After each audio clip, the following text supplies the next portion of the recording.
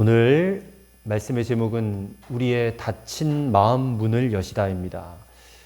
오늘은 예수님의 부활하신 그 부활을 감사하며 예배하는 그런 부활절입니다.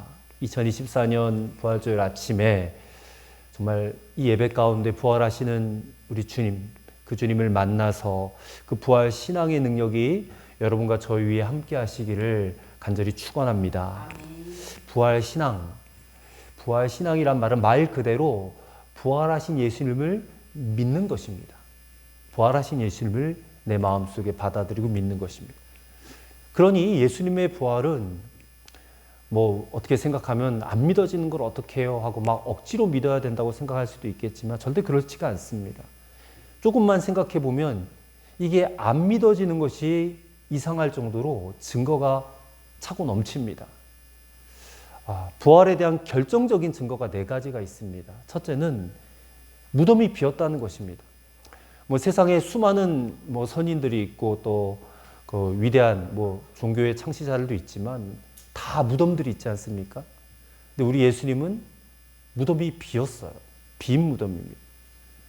만약에 예수님이 부활하지 아니하시고 그냥 죽은 시체 그대로 계셨더라면 아마도 그때 당시에 로마나 또 예수님을 십자가 못 박아 죽였던 유대교는 이렇게까지 교회를 핍박할 이유가 전혀 없는 겁니다.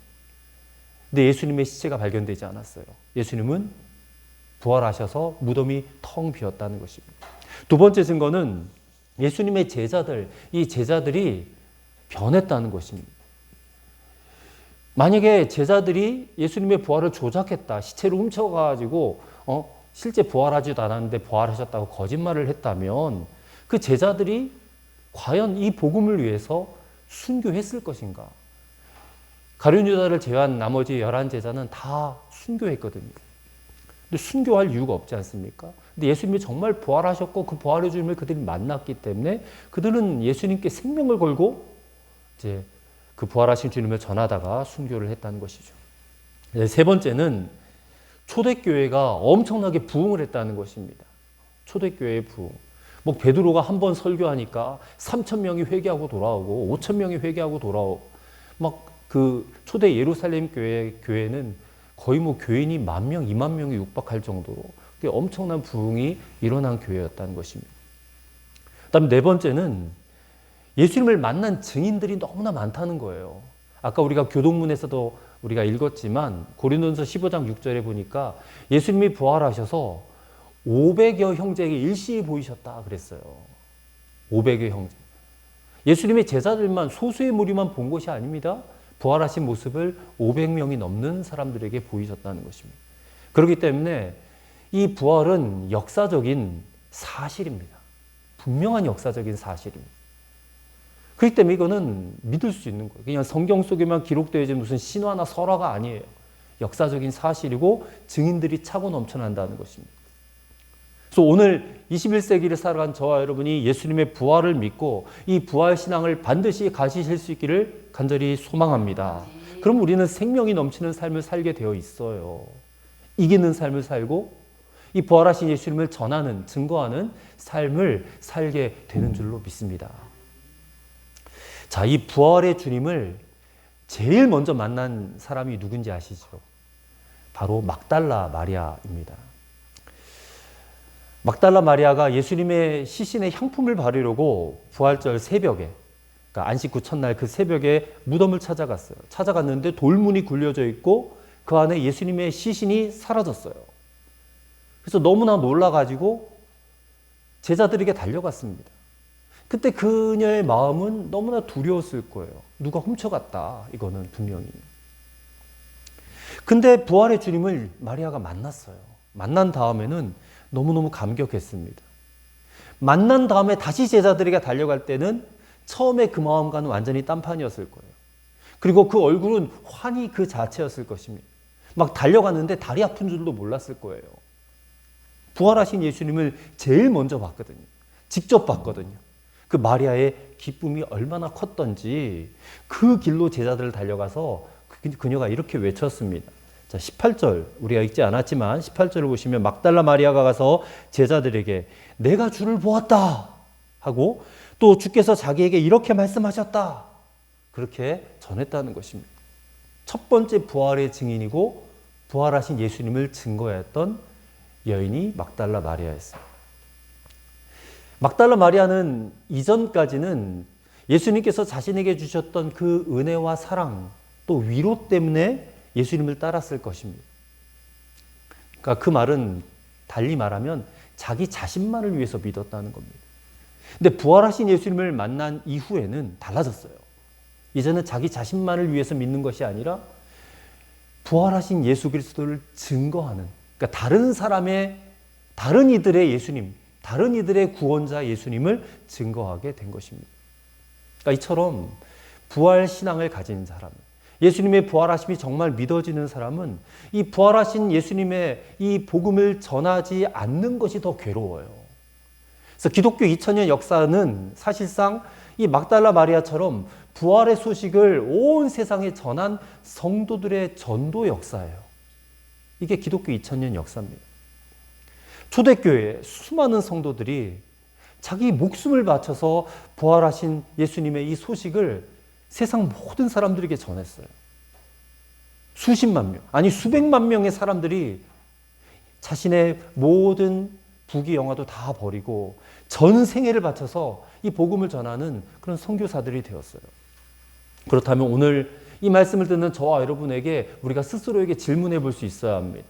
여러분은 정말 예수님 부활하신 것이 기쁘십니까? 그리고 그 예수님 때문에 여러분 행복하십니까? 그렇다면 부활하신 예수님을 전하며 사셔야 마땅하다는 것입니다.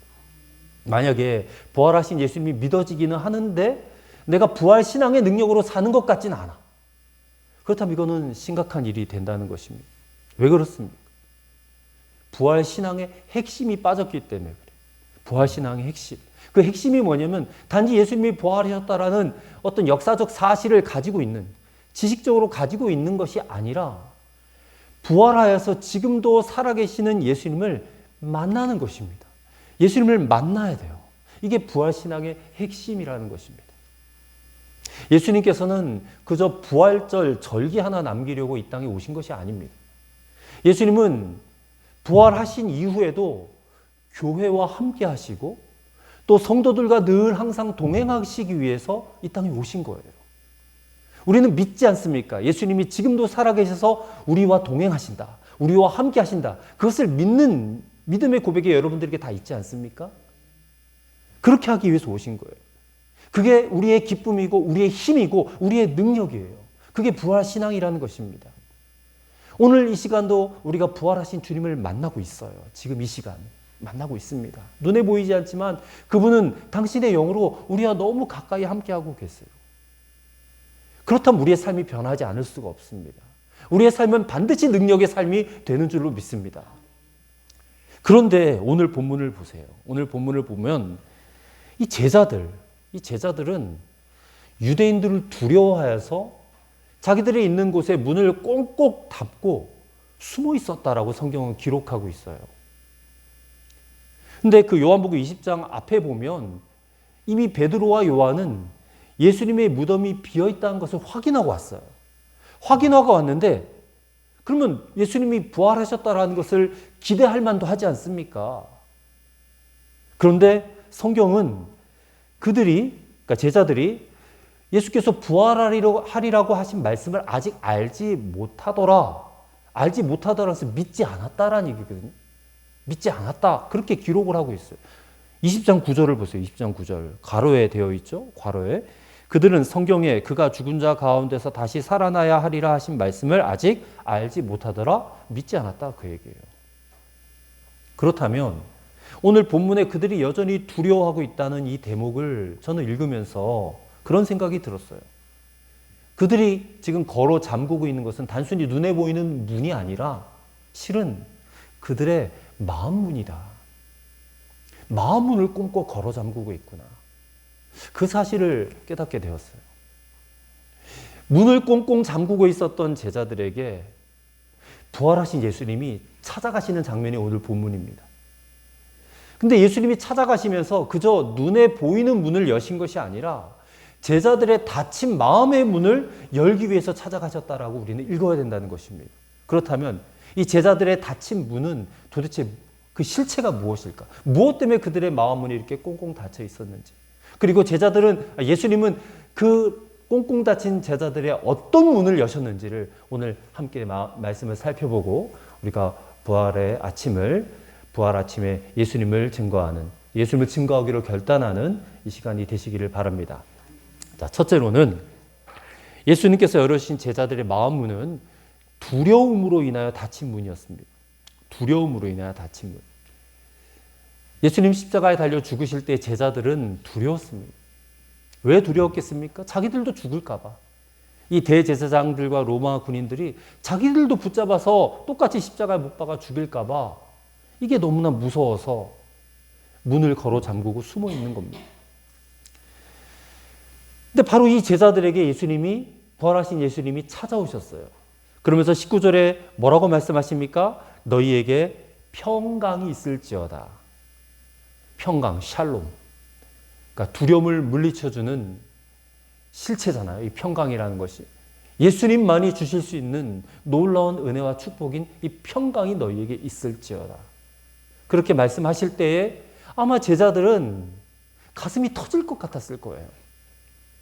그러면서 당신의 손과 그 옆구리를 보여주시는 거예요. 못 박힌, 그 창이 찔린 그를 보여주셔요. 제자들은 그제서야 이 자기 앞에 나타나신 예수님이 이게 무슨 귀신이 아니라 정말 육체로 부활하셨구나. 부활하신 예수님인 것을 알고 기뻐하였다라고 성경은 기록하고 있습니다. 부활하셔서 지금 자신들 앞에 서 계신 예수님, 그 예수님을 보고 나서야 제자들의 마음은 비로소 열렸다는 것입니다. 비로소 그 마음에 샬롬, 평강이 임하였다는 것. 두려움이 물러갔다는 얘기 아니겠습니까? 근데 이것은 바로 우리의 경험인 것을 아셔야 됩니다. 여러분, 예수 믿으면서도 여전히 두려워하고 있지는 않습니까? 내가 올해는 어떻게 살아보겠는데 내년은 어떻게 살지? 이런 걱정과 염려가 여러분 안에 있지 않습니까? 건강에 대한 염려는 얼마나 또 큽니까, 우리가? 또 관계에 대한 염려, 이런 것들이 또 얼마나 커요. 부부간에, 부모와 자식 간에 그런 관계에 대한 염려가 있습니다. 또 우리가 하는 일, 이게 먹고 사는 일에 대해서도 우리는 염려가 커요. 두렵습니다. 또 교회에서 우리에게 주어진 직분과 사명, 이거 감당하는 일에 너무나 이렇게 영적으로 다운이 되어서 낙심해 계시지 않냐. 우리에게도 두려움이 있으면 이 마음의 문이 꽁꽁 닫히게 되어 있습니다. 만약에 어떤 교인이 교회는 왔는데 아무하고도 교제하지 않아요. 그렇게 막 혼자서 신앙생활 한다고 칩시다. 그러니까 이 사람은 자기 속을 보여주지도 않고 또 자기 속을 들여다보려고 하지도 않아요.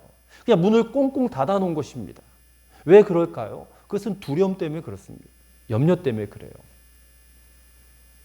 근데 성도들 가운데 그런 분들이 계시다면 예수님께서 그 두려움 때문에 마음의 문이 닫힌 자에게 반드시 찾아가셔서 반드시 만나주신다는 것을 믿으셔야 한다는 겁니다. 그래서 오늘 본문과 우리의 경험은 동일해요. 오늘 우리 가운데서도 마음을 몇 겹 닫아놓고 계시는 분들이 있어요. 두려움과 여러 가지 상처 때문에 누구에게도 마음의 문을 열지 않고 누구도 비집고 들어가지 못하도록 그냥 있는 대로 그냥 마음의 문을 겹겹이 닫아놓고 계신 분들이 있다는 것입니다. 그러나 부활하신 예수님은 그 닫아놓은 마음을 깨트리고 들어가신다는 겁니다. 깨트리고 들어가세요. 오늘 다락방에 숨어 있었던 제자들에게도 예수님께서 깨트리고 들어가신 거예요. 오늘 마음의 문을 닫아놓고 살고 있는 사람들에게도 예수님께서는 말씀을 통해서 성령의 역사하심을 통해서 반드시 깨트리고 들어가신 줄로 믿습니다. 여러분, 신앙생활 하다 보면 느껴지지 않아요? 막 내가 기도하고 싶은 갈망이 생겨나요. 또 말씀을 듣고 싶은 그런 갈망도 있고, 그리고 내 삶을 돌아볼 때 내가 과연 이렇게 살아도 되는 것인가 하는 어떤 그런 탄식도 생겨요. 오늘 저와 여러분 안에 이런 어떤 삶에 대한 변화와 어떤 영적인 갈망들, 나도 성령의 역사를 좀 체험해보고 싶어요 하는 그런 갈망들이 여러분 한 번도 안 해보셨습니까? 반드시 있으셨을 거예요. 그것은 저와 여러분 안에 예수님이 들어오셨기 때문에 이런 영적 갈망이 일어나는 것입니다. 그렇기 때문에 우리가 기도해야 된다는 거고, 그래야 우리가 성경을 읽어야 된다는 겁니다. 그런 두려움 가운데 우리 안에 믿음이 생기고 또 주님의 만져주시는 위로가 느껴지고 순간이라도 어떤 평강이 여러분 느껴지지 않으셨습니까? 예수님이 들어오신 증거라니까요. 그러면 그것이 느껴졌을 때에 그때 주님께 바로 고백해드려야 돼요. 주님 감사합니다. 주님 환영합니다. 이렇게 해보시기를 바랍니다. 그렇게 말씀하시고 역사하시는 주님의 그 임재를 여러분 놓치시면 안 됩니다. 주님을 놓치면 안 돼요. 근데 이것을 우리가 알지 못하면 주님은 우리 안에 들어와 계신데 계속해서 두려워하고 염려하고 내 삶은 왜 이렇게 어려울까 힘들까 한탄만 하고 살 수밖에 없어요. 우리는 예수님 때문에 늘 기뻐하고 감사할 수밖에 없게 되어졌어요. 지금 이미 예수님을 받아들였기 때문에, 믿기 때문에. 근데 그 어떤 갈망함이요, 어떤 사람에게는 강하게 느껴질 수도 있고 또 어떤 사람에게는 좀 약하게 느껴질 수도 있어요. 그건 사람마다 달라요. 하지만 이 성령님의 역사가 느껴지는 것만큼은 너무나도 중요한 것입니다.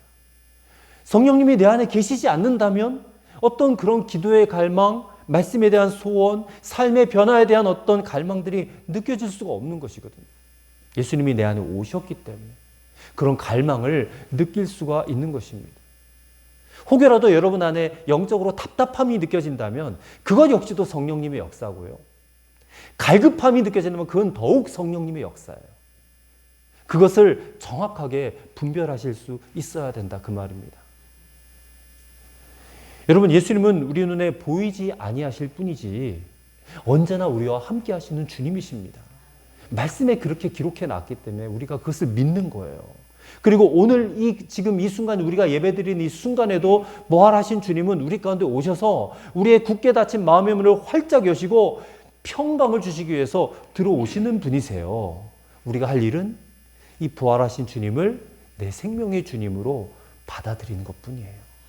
오셨음을 확인하고 기뻐하고 환영하는 것뿐이에요. 오늘 그런 역사가 여러분들에게 있으시기를 간절히 소망합니다. 두 번째로 예수님께서 열어주신 이 제자들의 마음의 문은 실패와 좌절로 닫혀진 문이에요. 자, 21절을 보시면 예수님께서 제자들에게 오셔서 다시 사명을 주세요. 21절, 예수께서 또 이르시되 너희에게 평강이 있을지어다. 아버지께서 나를 보내신 것 같이 나도 너희를 보내노라. 자, 보세요. 여전히 허물투성이에요. 여전히 부족해요. 근데 계속해서 주님의 제자로 쓰시겠다는 거예요. 보내시겠다는 거예요. 여러분, 이 대목은 제자들에게 있어서는 너무나 놀라운 일이 아닐 수가 없어요. 겟세마네 동산에서 있었던 일을 한번 떠올려 보세요. 주님과 함께 기도하러 올라갔는데 제자들이 로마 군인들이 예수님을 잡으러 왔어요. 체포했어요. 가룟 유다가 입맞춤을 하고 체포하니까 베드로는 칼을 들고 대제사장 종의 귀를 베고요. 그거 붙여주고 나서 이것까지 참으라 그러시니까 어떻게 해요? 제자들이 그냥 혼비백산 도망치고 말았단 말이에요. 또 그러고 내려와가지고 베드로는 어슬렁어슬렁 주님 계신 곳을 그냥 거닐다가 그냥 한 여종의 추궁에 예수님을 3번이나 부인해요. 이 제자들은 그런 전적이 있었던 사람들인데, 야, 내가 어떻게 3년을 따라다니 예수님을 이렇게 배신할 수 있을까? 난 정말 죽어도 마땅한 놈이야. 뭐 이런 식으로 막 스스로 자책하고 좌절하고 그다음에 원망해야 마땅하지 않겠어요? 나는 도저히 용서받을 수 없는 그런 죄인이야. 아니, 그런데 다시 우리를 사도로, 제자로 부르셔서 보내신다고 지금 말씀하는 것 아닙니까? 그렇다면 우리는 여기서 묻지 않을 수가 없어요. 예수님께서 당신을 배신한 제자들을 지금 뭐 용서하신 것까지는 좋지만 여전히 이들은 두려워서 문을 닫고 그냥 겁에 질려 있는데 이들을 다시 사도로 쓰시겠다라고 하시는 것은 예수님 이거 시간 낭비 아닙니까? 이들을 다시 3년 동안 훈련시키실 거예요? 저나 여러분 같으면 이렇게 배신한 사람 다시 쓰시겠습니까? 나를 배신하고 도망갔는데? 우리 같으면 쓰지 않아요. 사람 같으면 쓰지 않는단 말입니다. 근데 예수님께는 이들을 향한 계획이 있으셨습니다. 자, 예수님의 계획은 22절입니다. 이 말씀을 하시고 그들을 향하여 숨을 내쉬며 이르시되 성령을 받으라. 그렇습니다. 예수님의 계획은 성령님입니다. 성령님. 두려워서 예수님을 버리고 도망갔던 제자들이에요. 그래서 실패와 좌절감에 빠져 있었던 제자들이에요. 그들에게 예수님은 지금 무엇을 보내신다 그러는 거예요? 성령을 보내신다는 거예요. 그래서 이 성령으로 말미암아 그들로 하여금 위대한 사도가 되게 만드시겠다고 하시는 그런 놀라운 계획을 갖고 계셨던 거예요. 예수님의 계획은 성령을 보내셔서 제자들 가운데 그 성령님의 역사하시는 제자로 만들어 가시겠다는 거예요. 그러면 제자들에게 있어서 할 일은 무엇이겠습니까? 찾아오신 성령님께 순종하는 것뿐이에요. 사도행전의 역사가 다 성령님께 순종하는 역사였거든요. 사도행전의 역사가. 그게 증거물 아닙니까? 그래서 우리가 이런 점에서 볼 때에 이 제자들은 너무나 준비된 사람들이에요. 그렇다면 뭐가 준비됐단 말입니까? 실패와 좌절의 경험이 준비예요. 실패와 좌절의 경험. 그들은 정말 처절히 실패했고 처절히 좌절했던 사람들이에요. 근데 그랬기 때문에 그들은 준비된 사람들이다라는 것입니다. 왜 그런 말을 합니까? 이제서야 성령님께 순종할 마음을 가지게 되었기 때문에 실패와 좌절의 경험이 이제 내 힘과 내 능력으로는 안 되는구나. 자기 자신에 대해서 뼈저리게 좌절하고 실패를 경험한 사람이야만이 성령님께 순종할 수 있기 때문에 그래서 주님이 다시 쓰실 수 있었다는 것입니다. 하나님은 이런 사람 찾으시는 거예요. 나는 이제 더 이상 아무것도 할 수 없어. 나는 철저히 무능력한 자야. 이것을 절실하게 깨달은 사람에게 성령님이 역사하시는 것입니다. 장로교 통합 측의 최초의 여성 목사였던 김효숙 목사님이란 분이 계십니다. 이분의 간증이 있었어요. 고등학교 1학년 때 기도원에 올라갔답니다. 갔다가 이제 은혜를 충만하게 받아서 내 평생에 하나님만 전하는 사람이 되겠습니다 하고 서원을 하셨대요. 서원. 근데 대학에 진학한 다음에는 이게 이제 뭐 세상 여러 가지 재미난 것들이 많지 않습니까? 그래서 하나님 앞에 그 기도했던 것들, 서원했던 것을 싹 잊고 그냥 방탕하게 살았대요. 근데 그렇게 살다가 어느 순간 자신의 삶이 너무 곤고해지는 거예요. 너무 힘든 일이 많아지고 고통스러운 일들이 많아져서 막 몸부림을 치고 있다가 문득 떠오르는 거예요. 내가 고등학교 1학년 때 기도원에 올라가서 하나님께 서원했었지. 그래서 그 기도원을 다시 찾아갔답니다. 근데 어떻게 해서든지 간에 이 서원의 짐을 좀 내려놓고 와야지만이 살 수 있을 것 같아서. 근데 갔더니 마침 막 하늘에서 천둥 번개가 치고 비가 억수같이 쏟아지는데 그 산에 올라가서 마치 하늘을 향해 결판이라도 할 듯이 그렇게 앉아가지고 그 온 비를 온몸에 다 맞고 기도하기 시작했습니다. 하나님, 제가 어릴 적에 철없이 그냥 사고의 폭도 좁았던 아무런 세상 경험도 하지 못했던 그때의 서원이었으니까 제발 좀 잊어주세요. 그렇게 기도하기 시작했습니다. 그렇게 한참을 기도한 후에 이제 하늘이 맑게 개이면서 이분에게 하나님께서 환상을 보여주시더라는 거예요. 내가 너를 이런 사람으로 만들었다 하시면서 보여준 것이 뭐냐면 국자예요. 국자. 주방에서 쓰는 국자 있지 않습니까? 아주 튼튼해 보이는 쇠국자예요. 근데 그 환상을 보고서 한편 조금 실망감이 들었대요. 이게 겨우 국자야? 자기는 그래도 귀한 잔치에서 보이는 그런 고급 그릇이라고 생각했는데 너무나 실망이 들더래요. 근데 그 얘기를 자신의 그 선배에게 얘기를 했대요. 얘기를 했더니 그 선배가 이런 말을 하더랍니다. 결국 하나님께서 너를 쓰시겠다는 거로군. 그런 겁니다. 그러면서 설명을 덧붙이기를 이 국자는 이게 세워놓을 수가 없어요. 혼자서 제대로 설 수 없는 그릇이잖아. 반드시 주인의 손에 들려져야지만이 사용될 수가 있고 또 국자는 이 주인이 담아주는 음식을 다른 그릇에다 옮겨주는 도구이니까 너 하나님의 종이 되라는 그런 응답이 맞아. 그러는 겁니다. 그때 깨닫게 되었다는 거예요. 내가 지금 내 모습으로는 너무나 볼품없고 실망과 좌절뿐이었는데 내가 하나님의 손에 붙들리기만 하면 정말 제대로 내 한 인생 살아갈 수 있겠구나. 하나님께 붙들린 인생. 그래서 하나님이 주시는, 내게 주시는 이 생명의 음식을 그릇마다 옮겨주는 그런 국자 인생으로 살겠구나라는 것을 깨닫게 되었고, 그 길로 신학교에 가서 공부하고 목사가 되셨다. 그래서 장로교회 통합 측의 최연소 여성 목사라고 하는 것입니다. 여러분, 실패자를 들어쓰시는 주님의 계획을 깨달으실 수 있기를 바랍니다. 고린도전서 1장 27절 28절 말씀을 제가 읽어드리겠습니다. 고린도전서 1장 27절 28절 말씀. 그러나 하나님께서 세상에 미련한 것들을 택하사 지혜 있는 자들을 부끄럽게 하려 하시고 세상에 약한 것들을 택하사 강한 것들을 부끄럽게 하려 하시며 하나님께서 세상에 천한 것들과 멸시받는 것들과 없는 것들을 택하사 있는 것들을 패하려 하시나니. 왜 하나님께서 이렇게 하십니까? 이런 자야만이 오직 성령님만 의지할 수 있기 때문에 그래요. 이런 자야만. 자신이 뭔가 대단한 능력이 있고 어떤 힘이 있고 지식이 있고 남들이 부러워할 만한 어떤 것을 가지고 있으면 그거 의지하지 성령님 의지하지 않는다는 말입니다. 그게 여전히 내 눈에 보이는 것들이 있기 때문에 성령님만을 의지하지 않아요. 근데 그런 것들 전혀 없는 사람이어야만이 성령님만을 의지하게 된다. 그래서 그런 사람을 들어 쓰신다. 실패와 좌절의 경험이 있는 사람을 쓰신다라는 것이에요. 이게 얼마나 놀라운 일입니까, 여러분? 예수님 안에서는 실패와 좌절조차도 복받을 수 있는 자격이 된다, 그 말입니다.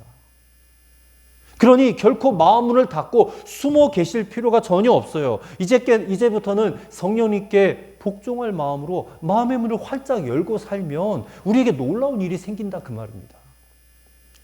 그러니 더 이상 꽁꽁 닫아놓고 있지 마세요. 예수님은 들어오셨어요. 이미 들어오셨어요. 친히 친히 말씀하고 계세요. 내가 너를 국자와 같은 인생으로 쓸 것이다. 그게 그저 그 목사님에게만 준 음성이겠습니까? 오늘 저와 여러분들에게도 동일하게 주시는 주의 음성인 줄로 믿습니다. 그래서 여러분 자신에 대해서 절망하지 마세요. 내가 너무 무능하다고 무기력하다고 그렇게 여기지 마세요.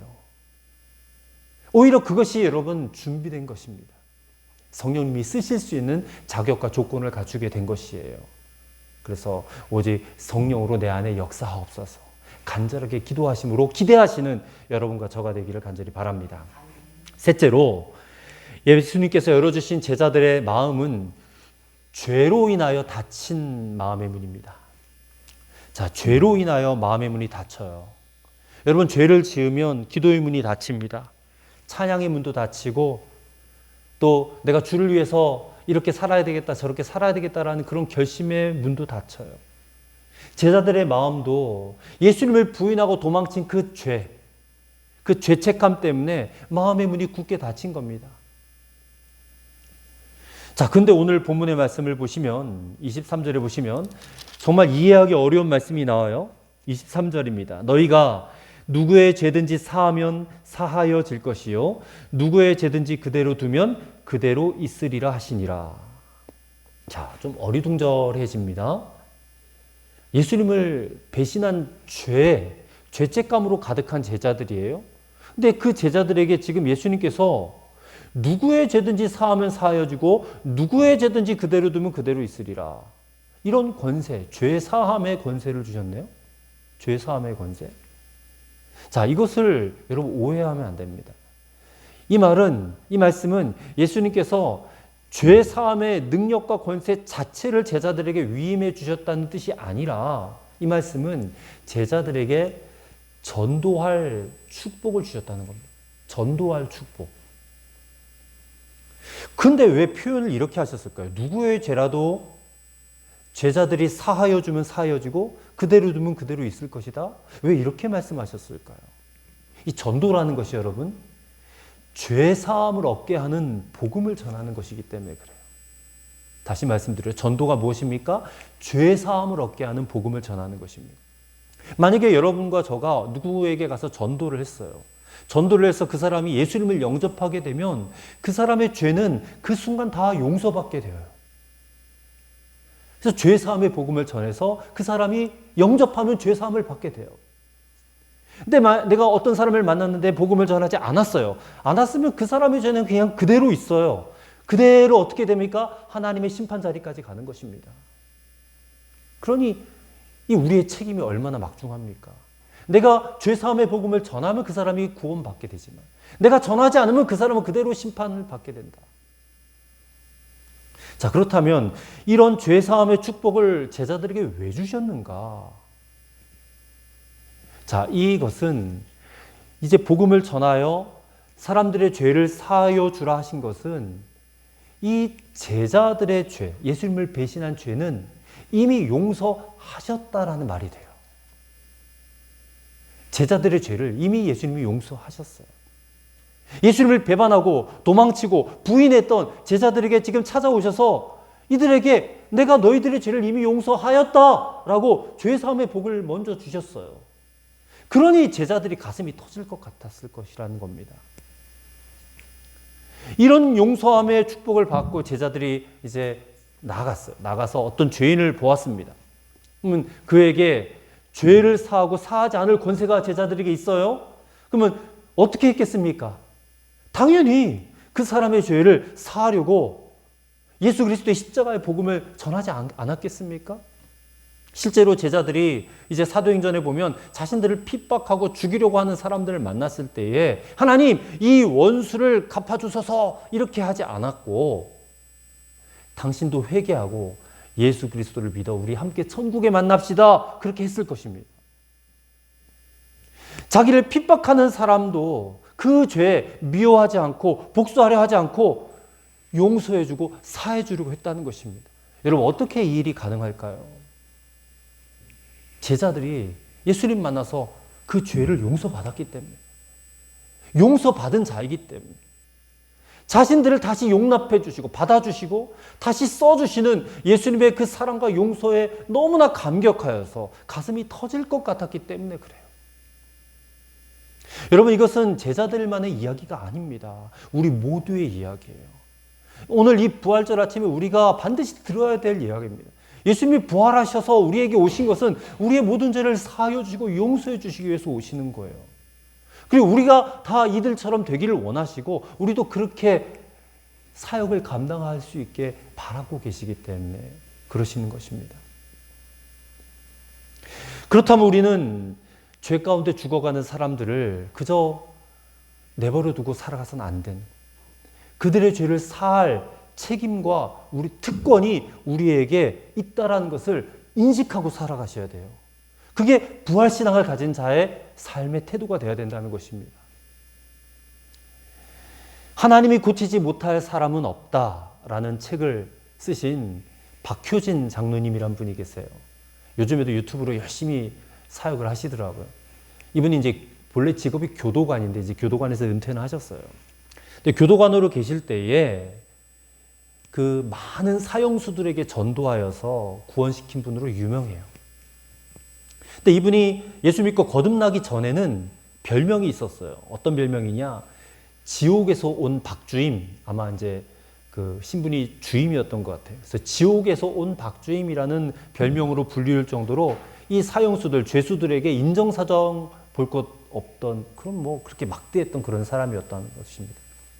근데 그랬던 그가 복음을 듣고 이 자신의 죄를 깨닫게 돼요. 애통하면서 속죄 주 예수님을 구주로 영접하고 거듭난 다음에 이 사형수들을 보는 눈이 달라졌어요. 사형수들을 보면 하나님께서 그 사형수라 할지라도 그로 하여금 죄사함을 받게 하려고 나에게 맡겨주셨다라고 여기게 되었다는 거예요. 이 사형수가 비록 세상 법정에서는 도무지 용서받을 수 없는 죄를 지었다 할지라도 그에게 예수 그리스도의 십자가의 복음만 전하면 어떤 죄도 다 사함받을 수 있다라고 이게 믿어졌다는 거예요. 만약에 그에게 복음을 전하지 않아서 그가 자신의 죄 때문에 지옥에 가게 된다면 그것은 전적으로 자신의 책임이라고 여기며 이 사형수들을 정말 부둥켜 안고 울면서 찬송하면서 기도하면서 전도를 했다는 거예요. 그래서 끝내 그들을 구원받게 만들었던 그분이 박효진 장로예요. 여러분 이분이야말로 자신에게 있는 이 죄사함의 권세, 이 복음이 주는 죄사함의 권세가 있음을 분명하게 알았고 또 그것을 사용했던 분이에요. 여러분, 오늘 우리의 삶 가운데 두려움이 있습니까? 여러분의 삶 가운데 실패와 좌절과 절망이 있습니까? 여러분, 죄 때문에 마음이 닫혀 계십니까? 오늘 부활하신 주 예수 그리스도를 바라보시기를 바랍니다. 부활하신 주 예수님은 우리의 닫힌 마음의 문을 여시는 분이세요. 성령으로 역사하시는 그런 부활의 주님이세요. 우리도 이 마음의 문을 활짝 열고 부활하신 주님을 만나기만 하면 이 모든 좌절과 실망과 또 실패와 낙심, 두려움 속에 있는 우리를 성령의 권능으로 일으켜 세워주실 줄로 믿습니다. 그리하여 땅끝까지 이르러 정말 이 죄사함의 복음을 전하는 그런 사람이 되게 하여 주실 줄로 믿습니다. 이 부활의 아침에, 이 축복의 자리에 저와 여러분 모두가 다 참여하는 그런 성도 여러분들이 되시기를 주의 이름으로 간절히 축원합니다. 성령으로 역사하시는 부활의 주님, 우리가 이 부활의 아침에 주님을 예배합니다. 때로는 영적으로 답답함을 느끼기도 하고 갈급함을 느끼기도 하지만 이것이 다 성령님의 역사하심을 우리는 믿습니다. 주여, 우리를 압도하시는 능력으로 임하여 주옵소서. 주여, 반드시 우리에게 그렇게 임재하여 주옵소서. 우리의 삶을 주님 손에 맡겨 올려드립니다. 지금도 우리를 만나주시고 우리 안에 역사하시는 주님, 실망과 실패와 좌절과 낙심과 두려움 속에 있는 우리를 성령의 권능으로 일으켜 주옵소서. 부활하신 주님을 만나게 하옵소서. 땅끝까지 이르러 주님의 복음을 전하는 증인으로 살아가게 하시옵소서. 우리 구주 예수님의 이름으로 기도하옵나이다. 아멘.